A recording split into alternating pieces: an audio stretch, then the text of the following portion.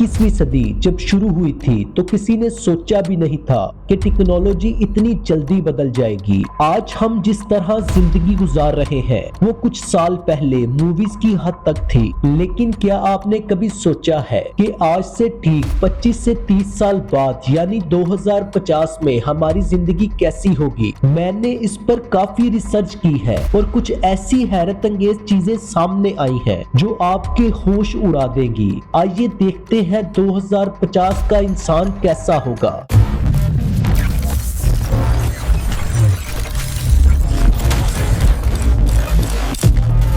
साइंसदान एक ऐसी टेक्नोलॉजी पर काम कर रहे हैं जिसे नैनो टेक्नोलॉजी कहते हैं।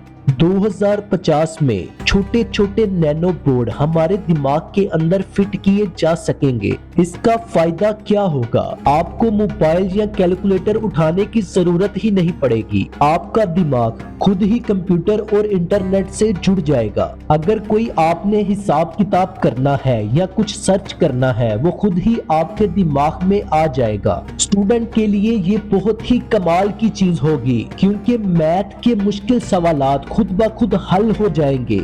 आजकल हम छोटे मोटे औजार 3D प्रिंट कर सकते हैं, लेकिन 2050 तक ये टेक्नोलॉजी इतनी आम हो जाएगी कि लोग अपने घर का फर्नीचर यहाँ तक कि पूरी गाड़ी भी 3D प्रिंट कर सकेंगे। इससे भी बड़ी बात ये है कि ऐसी मशीनें आ जाएंगी जो खाना 3D प्रिंट करेंगी।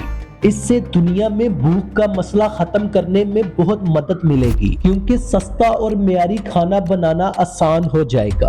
और 2050 में साइंसदान ऐसी टेक्नोलॉजी पर काम कर रहे हैं जिससे इंसान की यादें, उसका तजुर्बा, उसका पूरा डाटा किसी कंप्यूटर की फाइल में सेव किया जा सके। इसके अलावा कैंसर जैसी खतरनाक बीमारियों का इलाज भी आम हो जाएगा।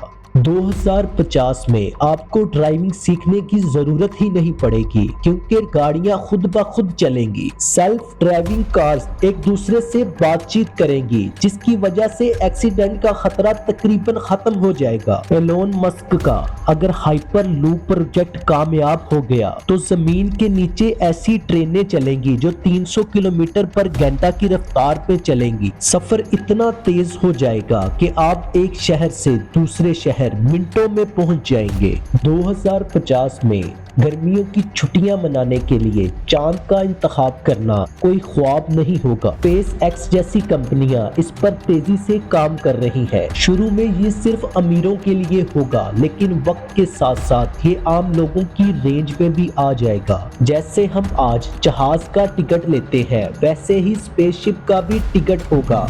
2050 में AI इतनी ताकतवर हो जाएगी कि शायद वो इंसान के दिमाग से भी आगे निकल जाए। कुछ लोगों को डर है कि रोबोट इंसानों पर कब्जा न कर ले, लेकिन माहिरीन इसे इंसानों के फायदे के लिए तैयार कर रहे हैं। लेकिन एक बात सच है कि 2085 तक दुनिया की आधी से ज्यादा नौकरियां AI संभाल लेगा। इसलिए हमें अभी से नए हुनर सीखने होंगे। स्कूल और कॉलेज की इमारतें शायद माजी का किस्सा बन जाए क्योंकि हर चीज डिजिटल होगी। किताबों की जगह मोबाइल्स और टैबलेट ले लेंगे और 70% से ज्यादा स्टूडेंट ऑनलाइन डिग्री हासिल करेंगे। यहाँ तक कि रोबोट्स ही आपको पढ़ाएंगे और वही आपका पेपर चेक करेंगे और वही आपका रिजल्ट तैयार करेंगे।